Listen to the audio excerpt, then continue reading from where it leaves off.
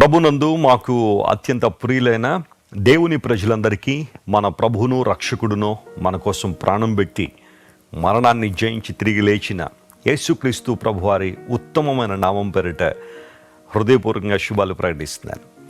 మేము సిలువ వేయబడిన యేసును ప్రకటిస్తున్నామని పౌలు భక్తుడు అన్నట్టుగా యేసుక్రీస్తు ప్రభు యొక్క సిలువ యందే మన అతిశయం. ఆయన రక్తము ద్వారా దేవుడు మనల్ని కడిగాడు, పవిత్రపరిచారు, తన బిడ్డలుగా ఆయన చేసుకున్నారు. తన కొరకు ఒక రాజ్యముగాను యాజకులుగాను ప్రభు మనల్ని మార్చారు. ఎవరైతే హృదయపూర్వకంగా దేవుని స్తుతిస్తారో, దేవుని ఆరాధన చేస్తారో, స్తుతి సింహాసనం మీద దేవుడు ఆసీనుడై ఉంటాడు. ప్రతి ఉదయాన్నే లేచిన తర్వాత ప్రభువుని మనస్ఫూర్తిగా ఆరాధించండి, స్తుతించండి. స్తుతి ధూపం మన గృహాల్లోంచి ప్రభు దరి చేరగలిగితే ఆశీర్వాదాలు కృపా సింహాసనం నుండి మన మీద కృమ్మరించబడతాయి. ప్రతిరోజు ఒక దివ్య వాగ్దానాన్ని పరిశుద్ధ లేఖనాల నుంచి మనం ధ్యానం చేస్తున్నాము. మీలో చాలామంది వాగ్దానాల ద్వారా దీవెన పొందుతున్నారు. ఈరోజు వాగ్దానంగా మన గ్రంథాలు తెరిచి యెషయా గ్రంథం 27వ అధ్యాయం 6వ వచనాన్ని చదువుకుందాం. The book of Isaiah chapter 27 and verse 6. రాబోవు దినములలో యాకోబు వేరుపారును, ఇశ్రాయేలు చిగుర్చి పూయును, వారు భూలోకమును ఫలభరితముగా చేయుదురు. దేవునికి మహిమ కలుగునుగాక. చాలా అద్భుతమైన వాగ్దానం. వారు భూలోకమును ఫలభరితముగా చేస్తారు. ఈ 27వ అధ్యాయంలో యెషయా గ్రంథంలో చాలా ప్రాముఖ్యమైన అంశాలు మనం చూస్తాం. దేవుడు ఒక ద్రాక్షవనాన్ని నాటుతూ ఉన్నాడు. ఆయన దానికి నీళ్లు పెడుతున్నాడు, కాపుగాస్తూ ఉన్నాడు, ఫలించాలని దేవుడు ఆశిస్తున్నాడు. ఒకవేళ గచ్చ పొదలు అలాంటివి ఏమన్నా ఉంటే చాలా వడిగా దేవుడు బయలుదేరి వాటిని తొలగిస్తానని వాగ్దానం చేశాడు. అంతమాత్రం కాకుండా రాబో దినములలో యాకోబు వేరుపారును, ఇశ్రాయేలు చిగిర్చిపోస్తాడు, వారు భూలోకాన్ని ఫలభరితంగా చేస్తారు. దేవుని యొక్క దీవెనలు, ఆయన ఆశీర్వాదాలు తన బిడల జీవితాలు ఎలా క్రొమ్మరించబడతాయో ఈ వచనం ద్వారా చాలా స్పష్టంగా మనం తెలుసుకుంటూ ఉన్నాం. ఒకవేళ ఇంతవరకు నీ జీవితంలో ఎండిపోయిన అనుభవాలను కలిగి ఉన్నావా? ఎండిపోయిన స్థితి, మోడువారిన స్థితి నీలో ఉందా? ఏ పని చేస్తున్నా సఫలత లేక, ఏ రంగంలో నీ ఉన్న ఆశీర్వాదం లేక విచారంతో ఉన్నావా, వేదనతో ఉన్నావా? దేవుడు నీతోనే మాట్లాడుతున్నాడు. రాబో దినముల్లో అనగా దేవుని కృప నీ మీద కృమ్మరించబడుతుంది. ఆయన తన మహిమ నీ మీద కృమ్మరిస్తున్నాడు. ప్రభు అని యేసుక్రీస్తు వారిని ఎవరైతే తమ జీవితాలకు ఆహ్వానిస్తున్నారో ఆ రోజే దేవుడు మనల్ని ఫలించే వారిగా దేవుడు మారుస్తున్నాడు. అంతకుముందు మన ద్వారా ఎవరికి ఉపయోగం లేదు. అంతకుముందు మన జీవితాల ద్వారా దేవునికి మహిమ రాలేదు.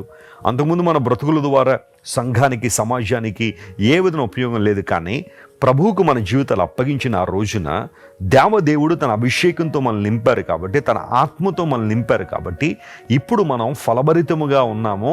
అనేక మందిని ఫలభరితముగా మారుస్తున్నాం. ఇది దేవుడు మనకిచ్చిన ఆశీర్వాదం. వేరుపారే అనుభవాన్ని, చిగిర్చి పూసే అనుభవాన్ని దేవుడు మనకు దయచేస్తున్నాడు. నిస్సారమైన జీవితాన్ని కలిగి ఉన్నావా? ఎండిపోయిన అనుభవాలు నీలో ఉన్నాయా? వెస్లీ గారు, అదేంటో కానీ నా జీవితం అంతా ఏదో తెలియని ఒక నిరాశ, నిస్పృహ. ఎంతోమంది నా చుట్టూ ఉన్నా, ఎంతోమంది నాకు స్నేహితులుగా, బంధువులుగా ఉన్నా, విస్తారమైన ధనం ఉన్నా, అధికారం ఉన్నా కానీ నా హృదయంలో మాత్రం ఒక నిరాశ, నైరాశ్యం నన్ను ఎలుబడి చేస్తూ ఉంది. ఎండిపోయిన అనుభవంలో, ఒక నిర్జల ప్రాంతంలో ఉన్నట్టుగా, ఒక కాలిపోయిన అరణ్యంలో, ఎండిపోయిన అరణ్యంలో ఉంటే ఎలాంటి అనుభవం ఉంటుందో నా జీవితం కూడా అలా ఉంది అని కనుక నువ్వు బాధపడుతుంటే దేవుడు నీతోనే మాట్లాడుతున్నాడు. నీ దేవుడు ఎంత శక్తిగలవాడు అంటే, నీ దేవుడు ఎంత ప్రేమగలవాడంటే, నీ పట్ల ఎన్ని ఉన్నతమైన ప్రణాళికలు కలిగి ఉన్నాడంటే నీవు చిగురించాలని దేవుడు ఆశిస్తున్నాడు. యెషయా గ్రంథంలో మనం చూస్తే యెషయి ముద్దు నుండి చిగురు పుట్టును అనే వాక్య భాగం మనందరికీ తెలుసు కదా. 11:1 మాట ఉంటుంది. ఎస్, మన దేవుడు చిగురింపజేసేవాడు. ఆయన ఆశలు లేక నిరాశతో ఉన్నావా? ఏ పని చేసినా సఫలత రావట్లేదా? ప్రభు పాదాల దగ్గరికి రా, ఆయనకు మొరపెట్టు. యథార్థమైన మనసుతో ప్రార్థించేయి. యథార్థంగా ప్రార్థన చేసేవాళ్ళ ప్రార్థన దేవునికి ఆనందకరమని బైబిల్లో రాసింది. నీ ప్రార్థన దేవుడు వింటున్నాడు, నిన్ను చిగురింపజేసేవాడు. నా మటుకు నా జీవితంలో ఈ వాగ్దానాన్ని నెరవేర్పుని నేను చూశాను. అంతకుముందు నేను సేవకు రాకమునుపు నాలో చాలా రకాలైన ఆలోచనలు ఉండేవి. నేను అది చేయాలి, ఇది చేయాలి, అటు వెళ్ళాలి, ఇటు వెళ్ళాలని. కానీ దేవుడు నన్ను సేవకు పిలుచుకున్న తర్వాత, నా సంపూర్ణంగా ప్రభువుకి నా జీవితాన్ని అప్పగించిన తర్వాత ఆయన దీవెన నేను స్పష్టంగా చూడగలిగాను.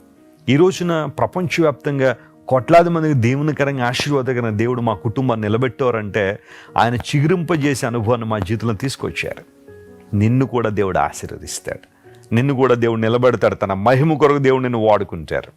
ఫలభరితంగా చేస్తాం. మనం ఎక్కడుంటే అక్కడ ఆశీర్వాదం, కానీ ఎక్కడుంటే అక్కడ ఇబ్బంది కలుగు చేయం. కొంతమందిని చూసి అనేకులు ఇచ్చే సాక్ష్యం ఏంటంటే, వీళ్ళు ఎక్కడుంటే అక్కడ నాశనం అండి, ఎక్కడ అడుగు పెడితే అక్కడ నాశనం అని కొంతమంది గురించి మాట్లాడతారేమో. కానీ దేవుని బిడ్డల ప్రమేయం, వారి యొక్క ఉనికి అనేక మందికి దీవెనను, ఆదరణను, ధైర్యాన్ని ఇస్తుంది. నిన్ను నన్ను దేవుడు అలాంటి స్థాయిలో నిలబెట్టాలని ఆయన కోరుతున్నాడు. నీ ద్వారా దేవుడు భూలోకాన్ని ఫలభరితంగా చేయడానికి ఇష్టపడుతున్నాడు. నమ్మిన వారు దేవునికి మహిమ చెల్లిద్దాం. ఆమేన్. Praise the lord. కళ్ళు మూసుకోండి, చిన్న ప్రార్థన. ఈ వాగ్దానం ఎత్తి ప్రార్థన చేద్దాం. ఈ రోజంతలో దేవుడు మీ జీవితంలో గొప్ప కార్యాలు జరిగించాలని ప్రార్థన చేస్తాను.